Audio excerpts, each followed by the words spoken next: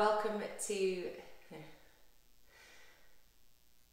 Hello, in this video I'm going to walk you through what I call the magical big toe squat trick, catchy as ever. The reason that I'm doing this is in my studio this week, both my in-person classes and also in the online studio, we are working on foot fundamentals. So I've got feet on the brain, and this is a little test that you can do to explore how important your big toe joint is when it comes to your entire body. So in my opinion, big toe joint is probably the most important joint in your entire body because it sets in motion a response that travels through your entire body. It's really, really important. So when we have things like bunions or just stiff feet where we can't move through our big toe joints properly, we are going to have this like ricochet effect elsewhere.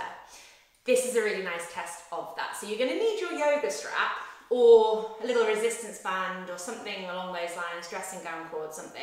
But we're going to make like a little baby strap sort of circle rather than our normal hip width apart when we're putting it around our legs, because we're going to put this through our big toe joints. So basically imagine that these are my feet. I'm going to put my big toe joints through this strap when we do, this little test. So first off, not having a strap, I want you to come to your version of a squat.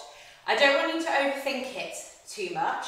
I just want you to come to a squat, but you are trying to do your squats, feet hip width apart or ankles hip width apart like this, okay? So we're not doing like big wide-legged squat. We're trying to do a sort of more parallel foot alignment, parallel hip alignment squat.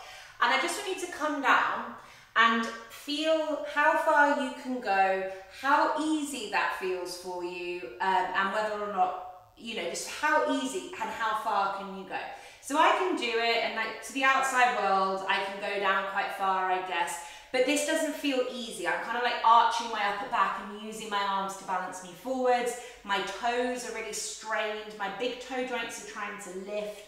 It doesn't feel easy. There are things working hard here, although I appreciate that I can probably get lower than a few people. You might be up here, that's absolutely fine, but you're just kind of exploring how it feels and where your body gets blocked, and just sense into that.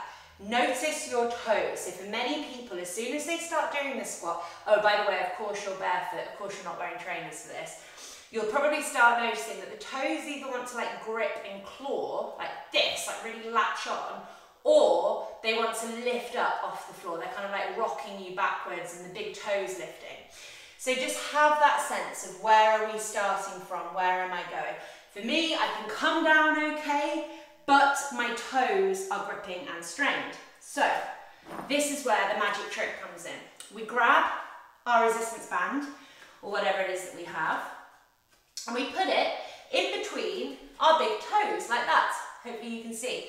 So I've latched that around both of my big toes, and when I'm standing up, I'm keeping my feet, my ankles, my knees and my hips. My whole body is shaking because I've just done a bit more recording. My legs are wobbling. I've just been doing some recording, so this has created some release through my body that I don't normally get. Middle of toes, knees, ankles and hips, all in alignment, and I'm keeping pressure out against the big toes. So my big toe joints are moving in what we call abduction. They're sort of, the big toes are coming towards each other rather than moving away from each other, which is what happens when we have like a bunion or we're wearing Western shoes, which bunions are caused by modern shoes that put your feet into points. So this is like unbunioning your feet. Obviously don't push this hard if this feels intense for your feet or for your bunion. So this is causing you bunion pain, please don't do it. But this is basically, I'm doing like a pull out with both of my feet, but I'm not moving my ankles anywhere. I'm just doing this with the big toe joints. My whole left leg is now shaking, which is making me ask questions as to what I've just done beforehand and why that's happening. And keeping that work so that the big toes are pulling together and you're creating a lot of space in between the big toe joint and the second joint, I then want you to come down into that squat test again for me. And for me, it's a completely different feeling. I can relax my hands. My toes are a little bit strained, but they're not wanting to lift up in the same way. it feels so much easier, and it's all because of the fact that I'm moving those big toes in what we call abduction versus what wants to happen for me normally, which is the big toes kind of want to angle away in that slight bunion shape.